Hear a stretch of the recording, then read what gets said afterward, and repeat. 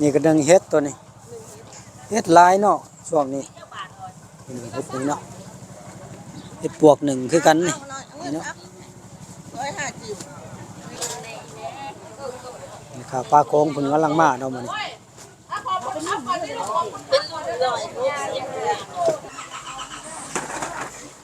ส่วนนี้ยังเศร้าอยู่เนาะ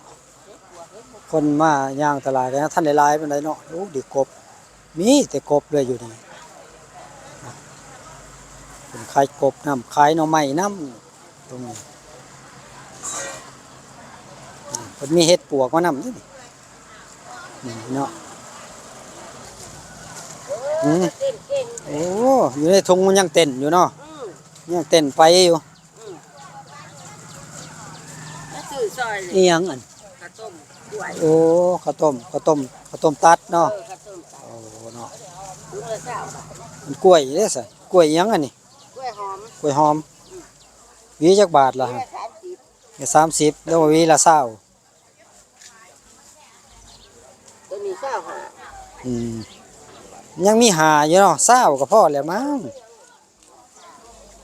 ในสวนบ่หั่นกล้วยนี่โอ้ยอย่าเฝ้าก่อนให้ค่อยย่างก่อนขอจะขามีแต่หัวใหญ่ๆเนาะไปใส่ต้มกบต้มไก่เนาะยังอ่อนอยู่มันบ่หั่นมันยังอ่อนอยู่บ่เนาะขาอ่อนเนาะหอมๆเลย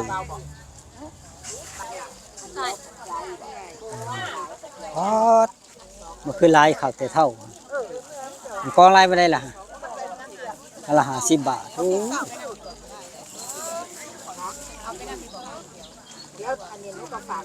น่อยค่ะอันนี้กระปูหน่อยกันละ10เอายังครับเลือกเลยครับยังนี่โอ้ปลาเต้าหน่อยเพิ่นถามนี่ลายไปได้ล่ะปลาตองค่ะพวกละ50 บาท50 บาทแม่นอยู่บ่เจ้าของก็จะเอาเจ้าของบ่อยู่รัวพวกอร่อยบ่จักหมู่จักน้ำเพิ่นเจ้าของบ้านอยู่เนาะอุ้ยเอียนยังสมาลายเนาะ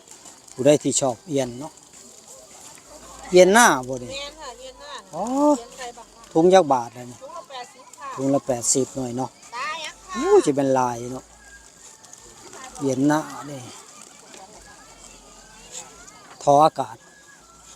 ดำน้ำอยู่ใส่ท่ออากาศให้หน้าเฮาลงเลี้ยงใช้ธรรมชาติเลยบ่เนาะบ่ได้ค้างไว้บ่ได้อันนี้เนาะเอาเงียงหลอมไว้อยู่